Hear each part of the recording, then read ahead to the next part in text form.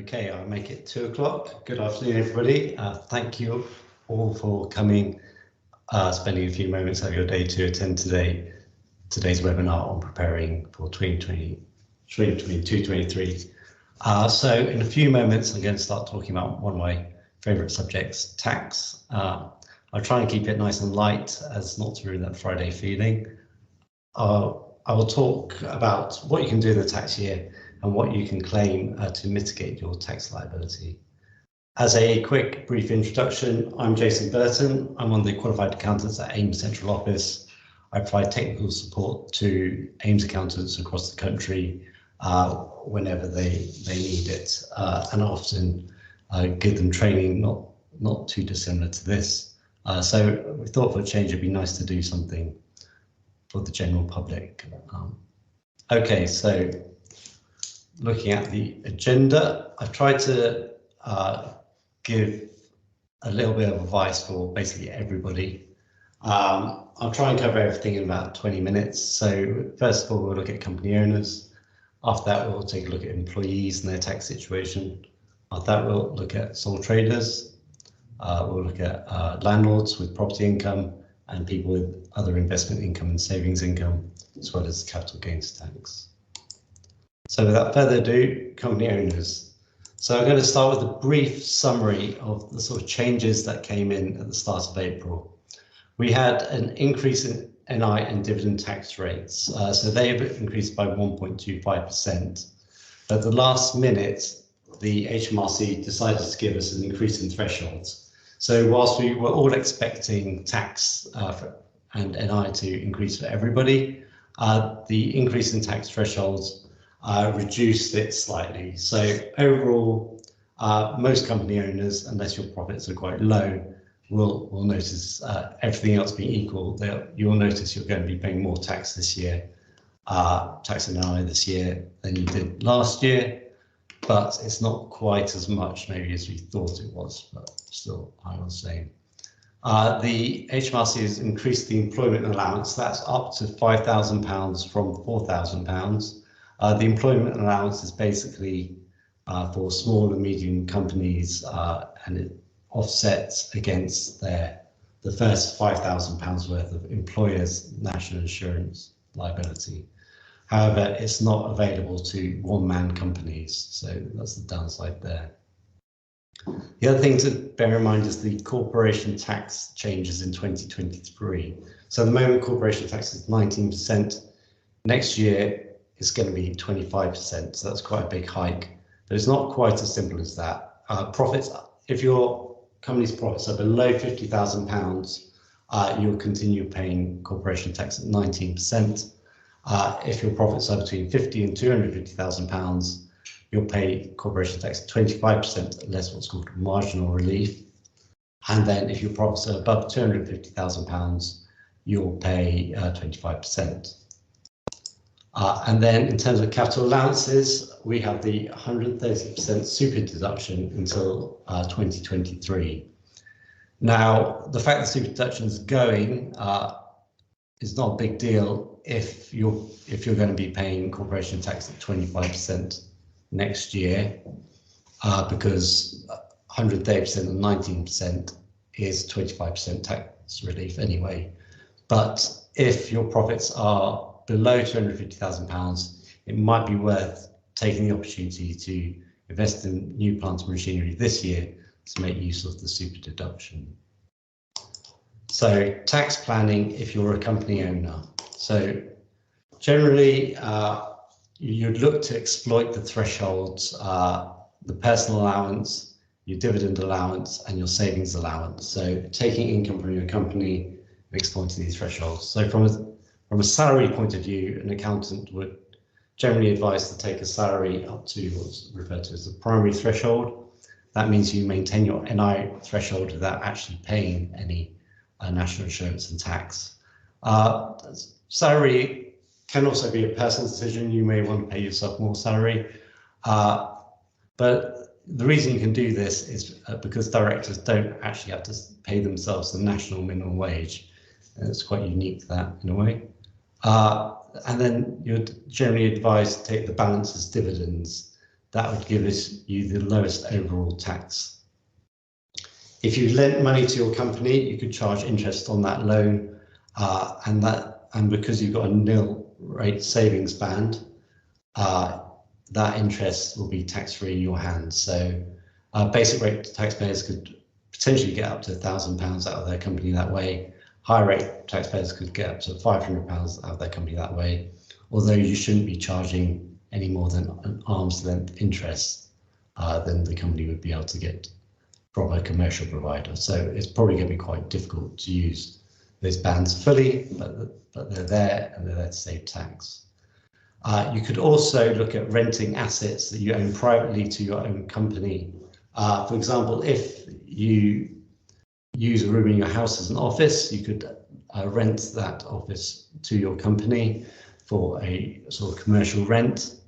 That rent, of course, is taxable, but then you could deduct a proportion of the costs, the home running costs, against that rent. So electricity, mortgage, etc. So that could be another way of effective way to extract money out of your company.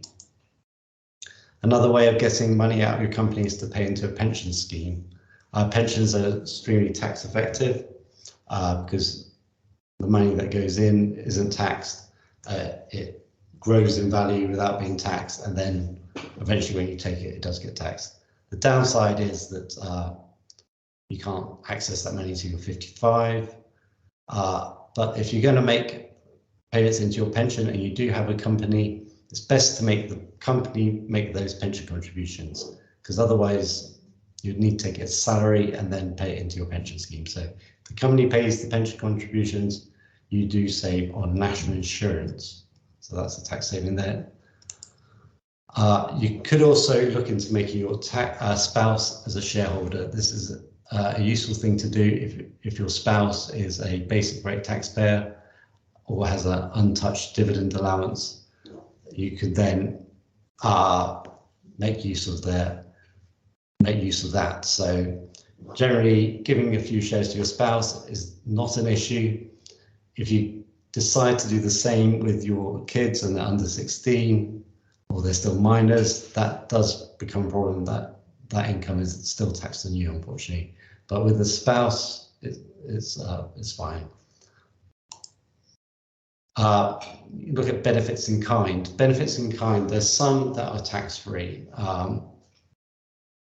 Ones that spring to mind are bicycles. So your company could buy you a bike.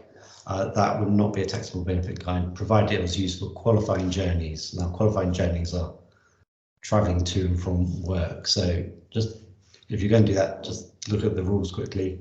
Other tax-free benefits in kind include the annual Christmas party, up to £150 a head. You've got trivial benefits. You can have, as a director, you can have 6 £50 trivial benefits, not cash. It won't be a benefit in kind. You also have stuff like you can have your eye test done on the company, tax-free. You can get glasses, tax-free, if therefore using HMRC called VDUs, visual display units, monitors basically the use of the computer. You could get them tax-free. Other benefits in kind, or you could look at sort of the things that incur low benefits in kind, for example. So cars were always viewed as far too expensive until quite recently in terms of tax. But if you've got a 100% electric vehicle as a company car, that has an extremely low benefit in kind tax attached to it at the moment. So it would be basically make it worth doing. So electric company cars, if you're in the market for one of those and you've got a company, you should definitely get your company to buy it or lease it. I mentioned before about the super deduction and investing in plant and machinery this year. So definitely worth considering if your profits are below £250,000. Also, if your company is involved in research and development, there's extremely generous research and development tax reliefs at the moment. And you should definitely look into using them So any revenue expenditure that qualifies that's been used on a research and development project that qualifies, you would get a 230% deduction. If that leads to a tax loss, you can then exchange that loss for a cashback credit. So definitely a good tax relief, R&D tax relief. Okay, moving on to employees. So what's happened to employees? Well, employees are going to suffer the same NI tax hike and change the thresholds as companies.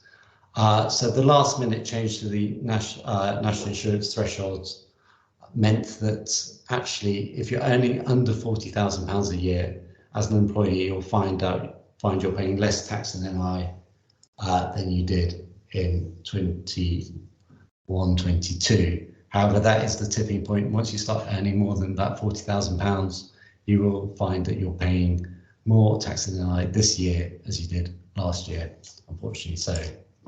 Most employees don't need to do a tax return.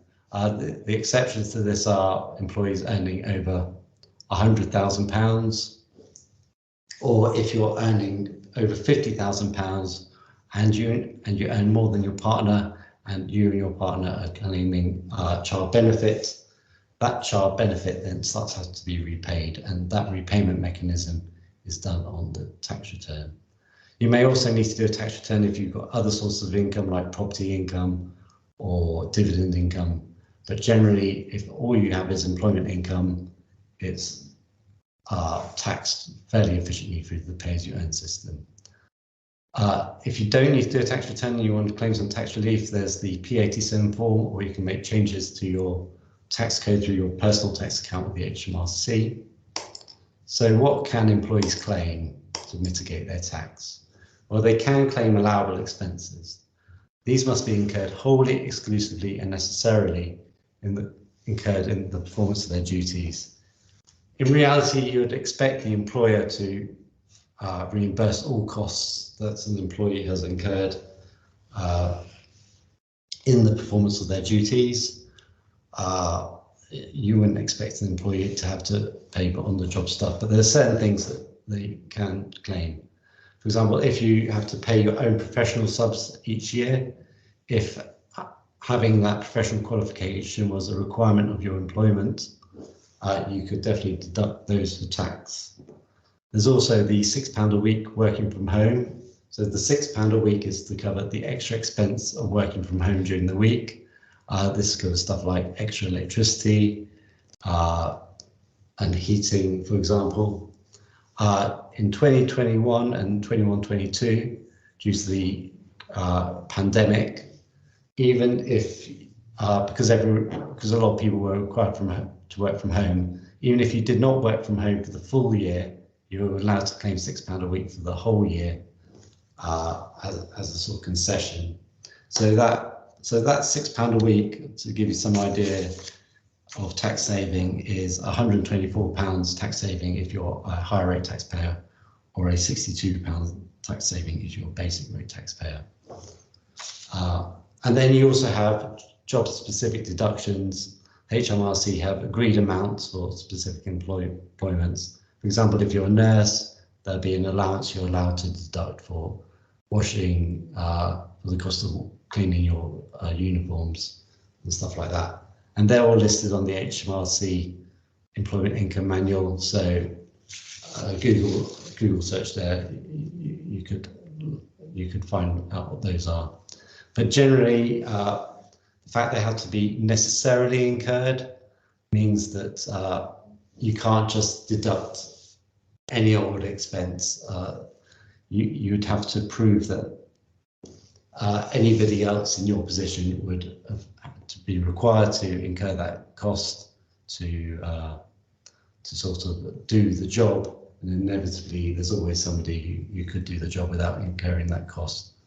So it generally just boils down to things that you're contractually obliged to incur, or those £6 a week that I mentioned. Employees could look at making additional pension contributions, private pension contributions. Extremely effective if you're suffering that high income child benefit charge, and in terms of bringing down your net adjusted income to £50,000. It's also extremely effective if your earnings are over £100,000, because once your earnings are over £100,000, your annual allowance is eroded. So that's where pension contributions can prove extremely tax efficient thing to do. Salary sacrifice is another way of achieving tax efficiency. Salary sacrifice is generally going to your employer and saying, I'll accept a lower salary in exchange for a tax-free benefit in kind.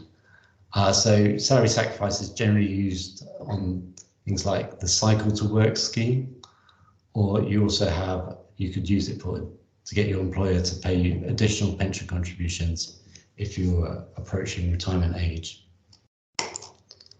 And then there's gift aid donations. Gift aid donations apply to all taxpayers. So you probably noticed if you ever give to charity, they ask you if you want to claim gift aid on that. If you tick yes and you're a higher rate taxpayer, you can put those donations on your tax return and you'll get a further 20% tax back. So the charity claims back 20%, and if you're a high rate taxpayer, you can claim back another 20%. So top tip would be, if there's two of you, you're and a spouse or you're and a partner, and one of you is a basic rate taxpayer and one of you is a higher rate taxpayer, it's always important that the higher rate taxpayer makes the charitable donations and does the gift aid declaration, so then you get a bit of money back there. The marriage transfer allowance is also available to everybody. Well, in certain circumstances, that is. So marriage transfer allowance allows you to transfer 10% of your unused personal allowance. So maybe if you don't have a job, to your spouse, provided your spouse earns less than the provided your spouse is a basic rate taxpayer. So this could potentially save you £252 if you're able to use the marriage transfer allowance. Okay, moving on to sole traders and partners or partnerships. So sole traders pay Class 2 and Class 4 national insurance. These rates have been increased just like the rates for employees and company owners. So Class 2 national insurance has gone up by 10p a week, and the Class 4 national insurance has gone up by 1.25%, and the thresholds have also been adjusted. So most sole traders will notice they're paying more tax this year.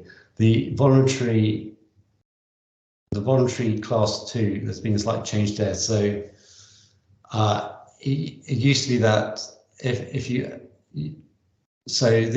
the moment, so the new rules are that if your profits are above £6,725 but below 11,908, you don't need to pay voluntary Class 2 national insurance.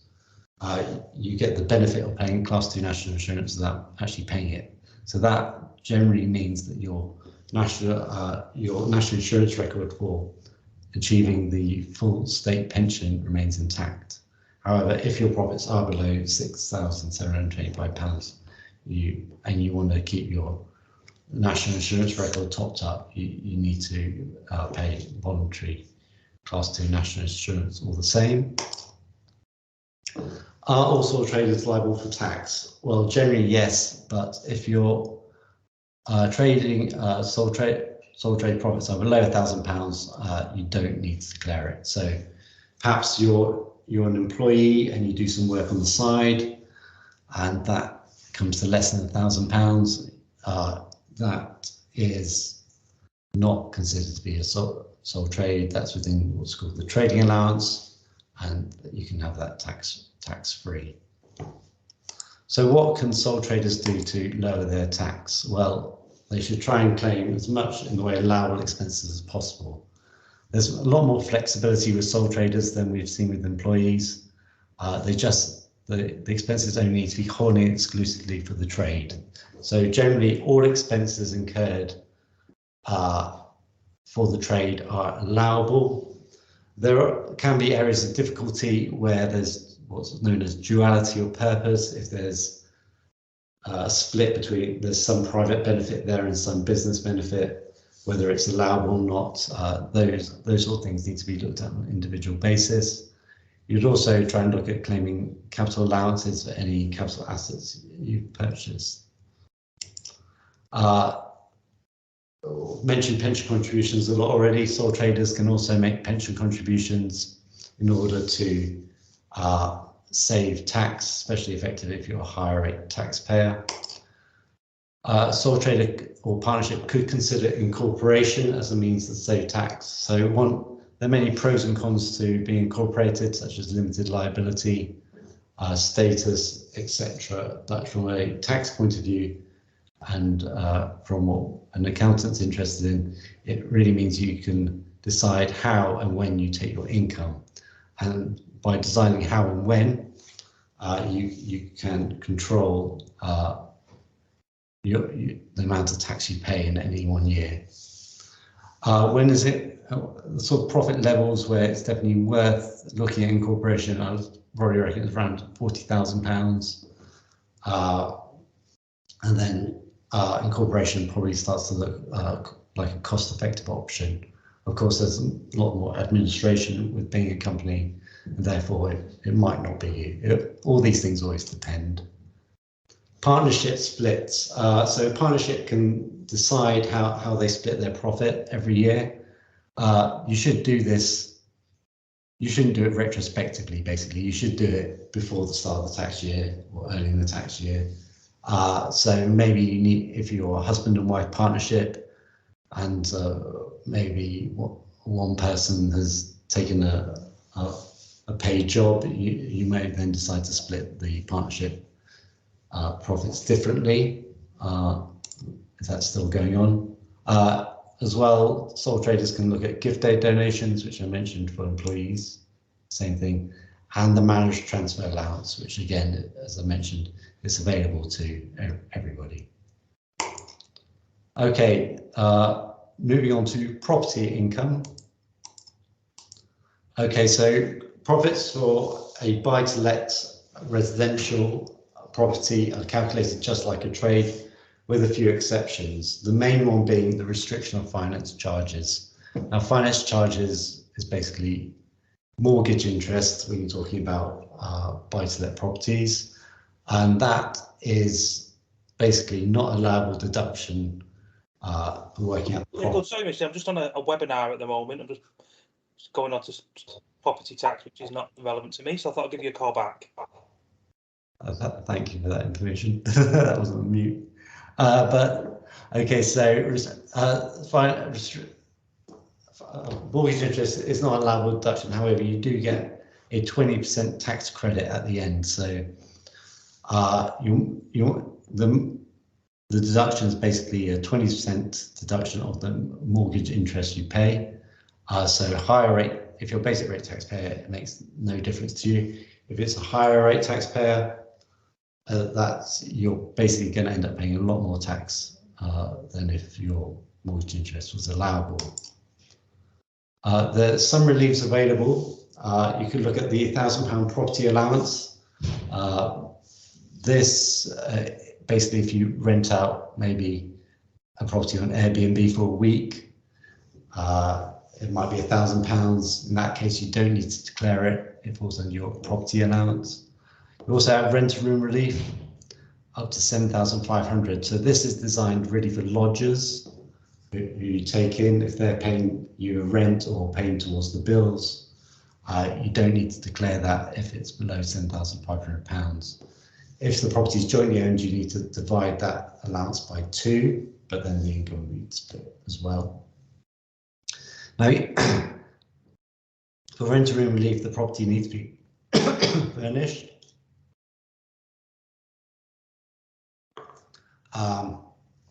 and it needs to be your main property during the tax year. So you could move out the property for 2 months, let it out to somebody, and still make use of this rent to room property relief, because that property would still be your main property for the tax year. So in terms of tax planning, you could consider incorporating a property business because the finance charges are restricted for individuals. They're not restricted for companies, so you could possibly save tax that way. Although it tends to be quite expensive to incorporate an existing property business. If you're looking to start one out, you should definitely look at having an incorporated one. You could see how you could try and split the income between your spouse. So if you own it 100% yourself and you got a spouse, you could transfer make a transfer to your spouse tax-free, well, CGT-free at least. Possible there could be stamp duty, but if there's no stamp duty, there's no reason not to do it. And that could make use of maybe some unused basic rate band. You could look at being a furnished holiday let. Furnished holiday let has several advantages to being a furnished holiday let. But the conditions of being a furnished holiday let are quite tight. So furnished holiday lets have allowable finance charges for one, and when you come to sell that property, you generally pay less tax because you'll qualify for what's known as entrepreneur's relief. But the furnished holiday let has to be let as a holiday accommodation for at least 105 days a year and be available for let for 240 days a year. If you dispose of residential property, you've got to make sure you file a capital gains tax return within 60 days. Okay, so moving on to other investments and savings. Okay, so basically nothing's changed here. The pension annual allowance is still £40,000, so it means you can pay in £40,000 into your pension, and you can pay in the same amount into your ISAs each year. The reason these are good is because the money you pay into them can grow in a tax-free environment, so you don't pay any tax on the interest, dividends, or capital gains of anything in an ISA. So you can put money into an ISA, you can use it to buy stocks and shares, or you could let it attract interest. That money will be tax-free. So the advantage of the ISA is you can access it any time, whereas a pension, you can only access it once you reach 55. Another very tax-efficient scheme is called the Enterprise Investment Scheme, and you've also got the Seed Enterprise Investment Scheme. And these are extremely tax-efficient. You can defer capital gains with them. You get an income tax reducer for the amount of money you invest in them. The capital gains, when you sell them, are CGT free. The problem with those schemes are they're extremely risky, and that's why. So it's basically the government trying to encourage people to invest in startups. But the tax reliefs on them are amazing, but the chances of them failing, on the other hand, you losing everything, are high. So my recommendation with this, if you can afford to, basically stick as much into your pension and your ISAs as you can each year and invest the money appropriately. Obviously not everybody can do that, has the free cash to do that, but if you can, it's definitely worth looking at, or at least start to put some money in those schemes, because you're not going to earn any interest on a deposit account at a bank. And then if you've got appetite for risk, EIS and SEIS are options worth considering. Also, if you have a huge capital gain and you don't want to pay any capital gains tax, or you want to defer that capital gain, again, EIS and SEIS schemes are worth looking at. Finally, the final topic of the day is capital gains tax. Again, nothing's changed in capital gains tax in 2022 and 2023. You've got the same rates and annual exemption. So everybody has a £12,300 annual exemption. Thing to remember about capital gains tax: if you dispose of residential property, which isn't your main home, and there's capital gains tax to pay, you need to file a capital gains return within 60 days. That's up from 30 days, but it still isn't very long. And the main tax saving tip here is that there's no tax between transfers between spouses. So if you are going to sell a property that you own yourself, or whatever asset it is, you could look at transferring it to your spouse first and then selling it. And that way you can make use of 2 annual exemptions, one, and pay less tax overall. I would leave a bit of time between the transfer to the spouse and the eventual sale, if possible.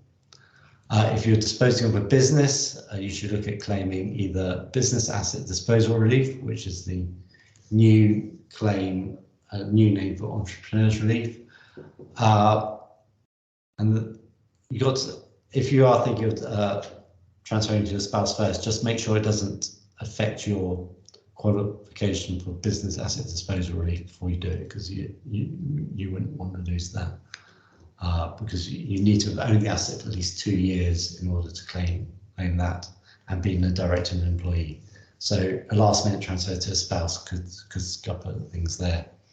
If you gift a business to maybe your son or daughter, you can claim what's known as gift relief, and that basically defers the gain until your son and daughter then sell the business.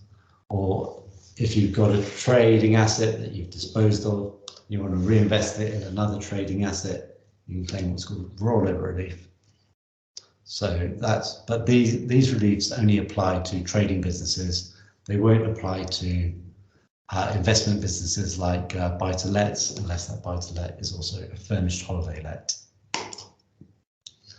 And then finally, as I mentioned before, you can defer capital gains tax by reinvesting the proceeds in EIS shares or SEIS shares, but they are generally viewed as risky investments. And that's everything. So in terms of summary, do I think it's worth planning for tax now in the tax year? Well, yes, I do. If you don't, the world isn't going to end. But if you plan now, you could make some chunky savings, because it's too late to make that pension contribution after the tax year. It has to be done in the tax year. And a lot of things I spoke about earlier, can only be done in the tax year. So definitely worth doing off. Tax can be a daunting exercise. I know for myself, because I read things about tax all day long, and sometimes it's not the easiest thing to understand, but there are people out there who do enjoy looking at tax, and those people are, of course, accountants. And I know lots of accountants, Ames accountants for one. They have the experience to deal with your tax affairs, and they also love their clients, and they're only ever a phone call away. So if you ever have any questions about your tax situation and want a second opinion or need personalised advice, I definitely recommend speaking to an Ames accountant. I'll just leave these contact details. If you do want to get in touch, you can contact the central office and we'll refer you to one of our accountants, or you can look on our website and look up your local accountant. And thanks for watching. If you have any questions, fire away and I'll see if I can answer them. If you do have questions, take yourself off mute.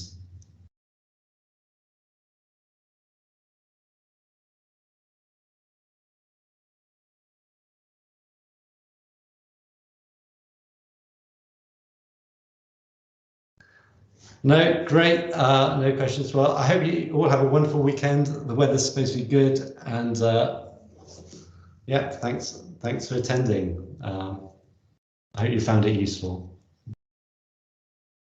Thank you.